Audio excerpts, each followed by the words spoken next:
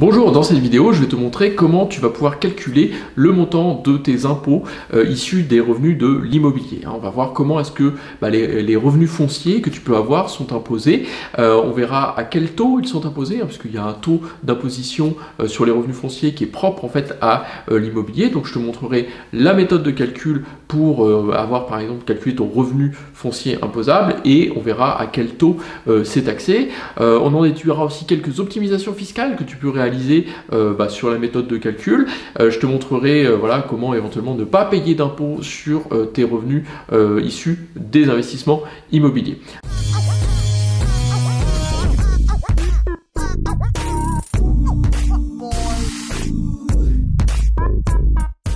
Alors pourquoi est-ce que c'est extrêmement important que tu saches calculer le montant de ton imposition ? Alors, il ne faut pas rêver, à partir du moment où tu investis dans l'immobilier, tu deviens propriétaire de revenus, mais il y a aussi des charges en fait qui sont inhérentes à cet immobilier-là et que tu dois absolument prendre en compte, d'accord ? Il y a bien évidemment les charges de copropriété, la taxe foncière, les travaux d'entretien, les gros travaux et tout un tas de petits trucs auxquels on ne pense pas forcément quand on devient propriétaire à titre investissement locatif bien évidemment, mais toutes ces charges-là, elles vont se cumuler et parmi elles, il y en a une qui est extrêmement lourde, c'est l'impôt foncier du propriétaire, c'est-à-dire l'impôt sur le revenu, puisqu'il y a un moment, à partir du moment où tu gagnes de l'argent avec de l'immobilier, eh bien l'État va t'en demander une partie sous forme d'impôt. D'accord ? On verra qu'il y a deux types d'impôts sur les gains immobiliers.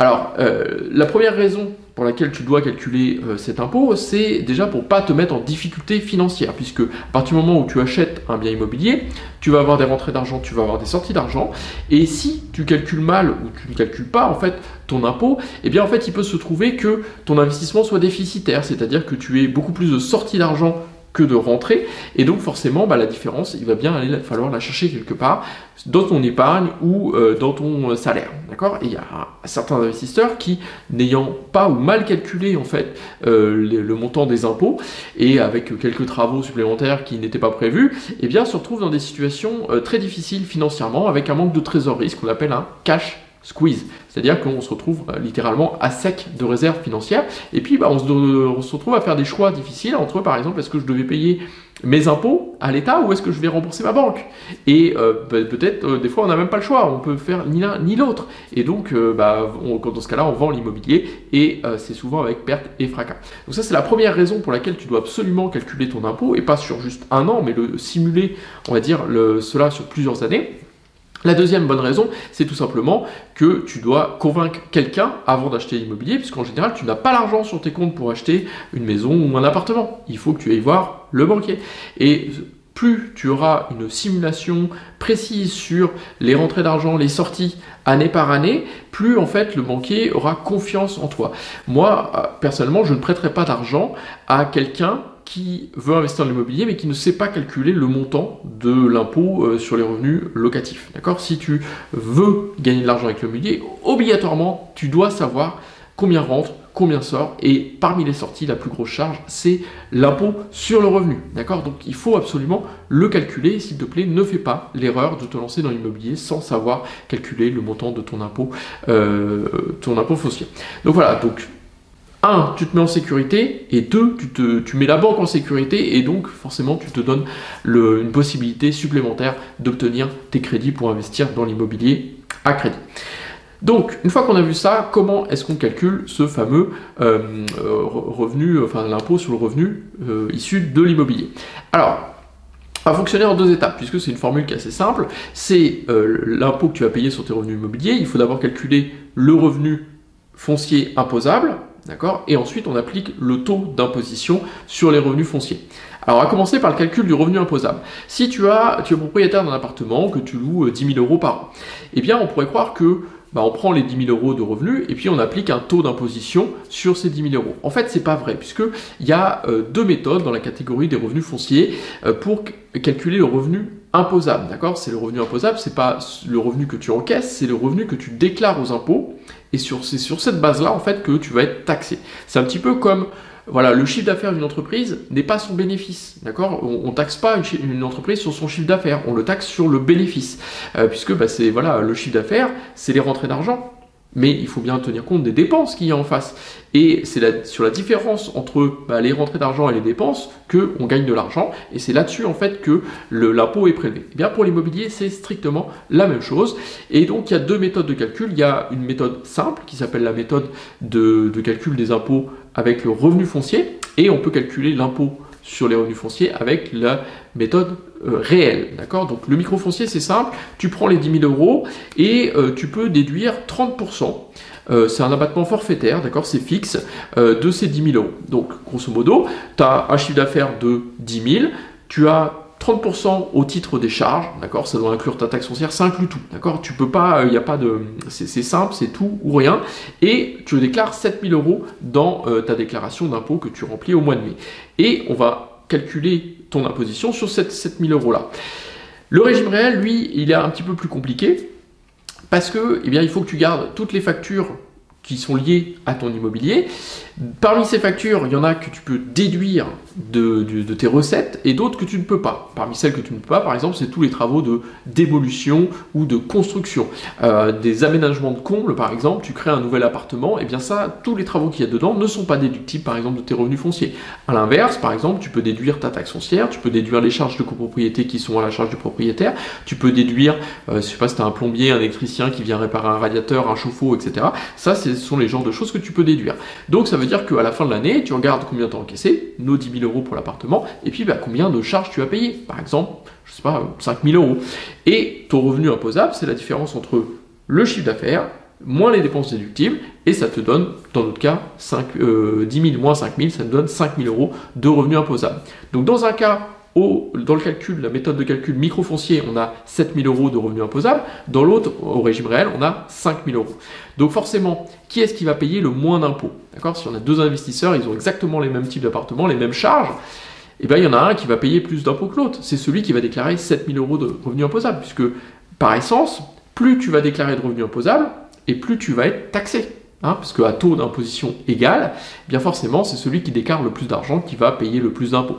Donc, la première optimisation fiscale que je peux te donner pour éviter de payer de l'impôt, ou en tout cas réduire tes impôts, eh bien, c'est de toujours avoir le revenu foncier imposable le plus bas possible. Alors, des fois, on peut jouer dessus, en augmentant les charges, mais des fois on n'a tout simplement pas le choix et il faut se contenter de payer l'impôt. Mais si tu ne veux pas payer d'impôt sur les revenus issus du locatif, eh bien ça veut dire qu'il faut faire engager beaucoup de travaux qui sont déductibles et ça va venir minorer les revenus, puisqu'il y a un moment ça peut même effacer, on peut déclarer un revenu imposable égal à 0, voire même négatif, et dans ce cas-là, c'est une bonne optimisation fiscale souvent, puisque ça vient réduire ton imposition personnelle, c'est-à-dire les autres impôts que tu payes sur les revenus de ton travail, de ta pension retraite, sur les revenus de capitaux mobiliers, comme des actions ou des locations meublées par exemple. Donc ça, voilà, pour calculer le montant de l'impôt, on calcule d'abord le revenu imposable, qui est un petit peu ton bénéfice, une fois que tu as déduit des loyers, les charges que tu peux déduire.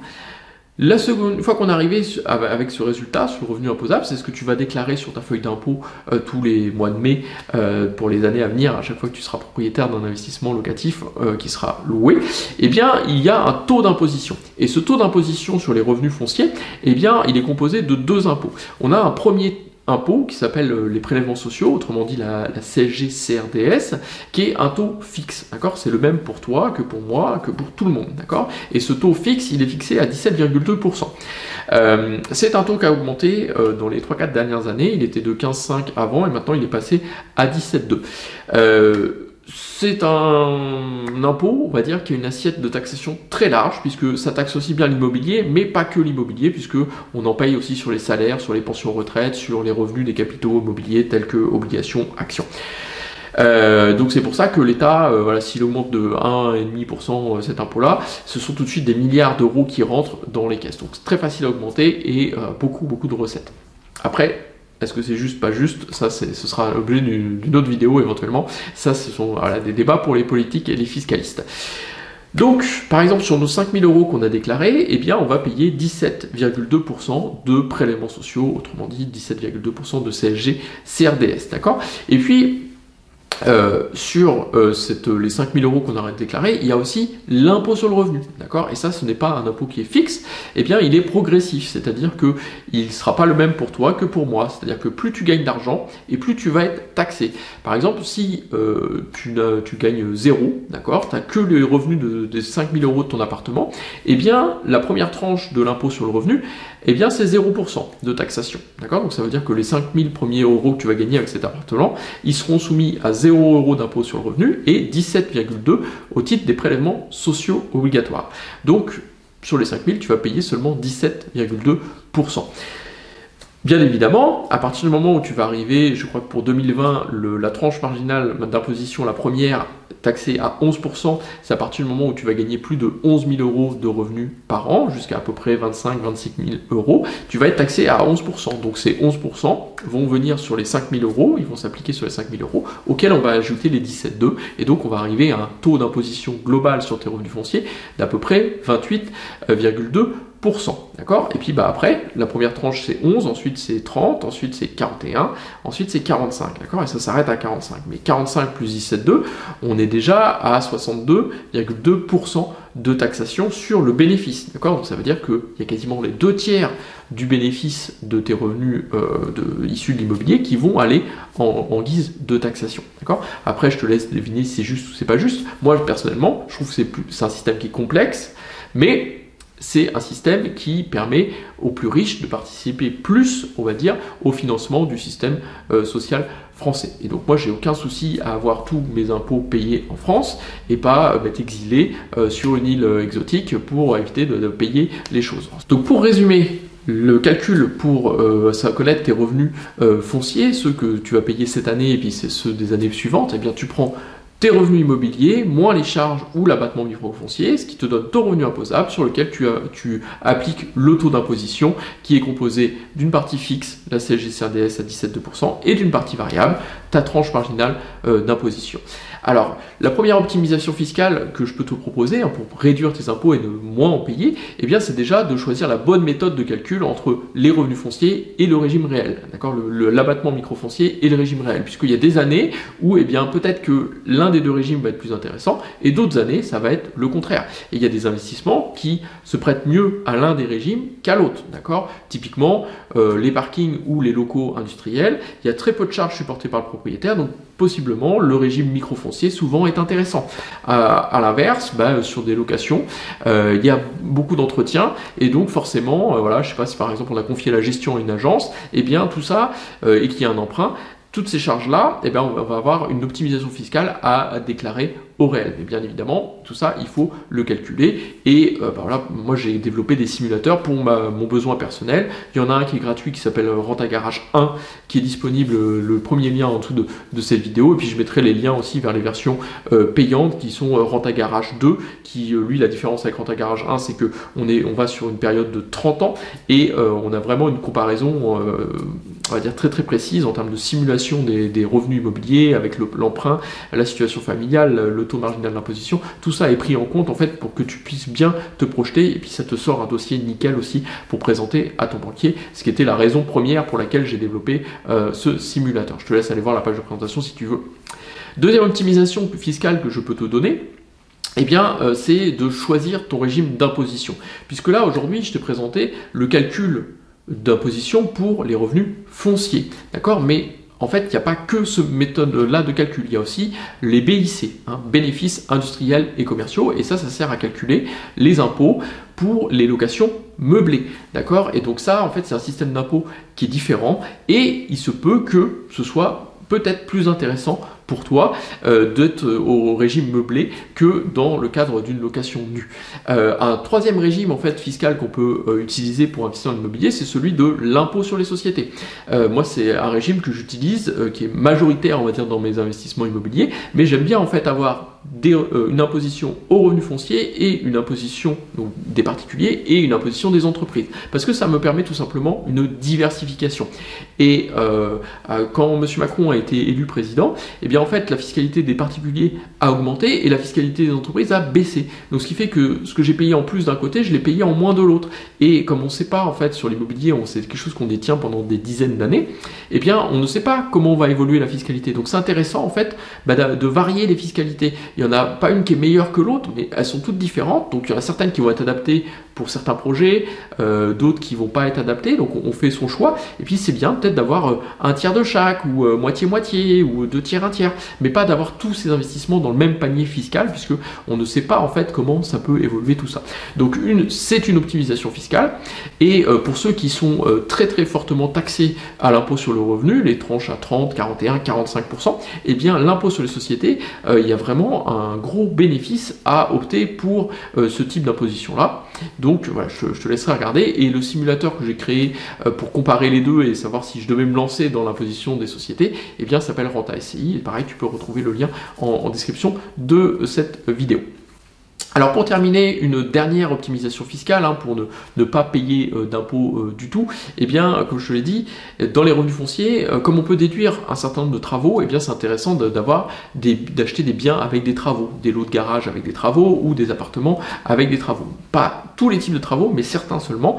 Et c'est comme ça en fait qu'on peut accumuler, on va dire, des factures pour mettre en face de notre chiffre d'affaires. Et quand les factures qu'on a sont plus fortes que le chiffre d'affaires qu'on a encaissé, eh bien là on va dire qu'on fait de l'effet levier fiscal, on fait de l'optimisation fiscale à fond, puisque on peut tout à fait en fait payer 0 € d'impôt. Alors en général que quelques années, mais voilà, c'est toujours ça de prix, et notamment voilà, quand on a des fortes impositions à titre personnel. Quand on débute dans l'immobilier, faire des travaux, c'est extrêmement risqué, c'est extrêmement chronophage, et souvent, en fait, on n'a pas des tranches d'imposition qui sont si élevées que ça, donc on n'a pas un bénéfice, une optimisation fiscale qui est extraordinaire, d'accord. La personne qui a 45%, je peux lui conseiller de faire l'optimisation fiscale, ça va être extrêmement intéressant. La personne qui a 11% ou à 0%, faire de l'optimisation fiscale, ça va rien lui apporter, d'accord. C'est se mettre des bâtons dans les roues pour réussir ses premiers investissements. Donc voilà, moi ce que je te conseille, c'est que si tu es intéressé par le sujet et que tu veux réussir tes optimisations fiscales, eh bien j'ai créé une formation où je regroupe en fait une quarantaine d'astuces et d'optimisation fiscale pour dédiées sur l'immobilier, d'accord. Donc régime, revenu foncier et optimisation impôt sur les sociétés. Je ne parle pas du meublé parce que c'est pas un sujet qui me passionne, j'ai pas d'investissement dans ce sujet-là, d'accord. Donc tu peux voir le lien sous la vidéo. Alors forcément les 40 optimisations, tu pourras pas toutes les utiliser sur un seul projet, mais je te garantis que voilà, il y a des petites pépites là-dedans, des choses auxquelles on pense pas, qui vont te faire gagner plusieurs centaines d'euros par an, ou des fois c'est plusieurs milliers, mais en une seule fois sur une exonération de plus-value ou quelque chose, en fait un montage un petit peu particulier qui n'est pas connu en dehors, on va dire, des conseillers de gestion patrimoine dont je fais partie. Écoute, je te remercie d'avoir regardé cette vidéo sur le calcul de l'impôt sur le revenu. Si tu as des questions, n'hésite pas à les poser dans les commentaires et à mettre un pouce sur la vidéo.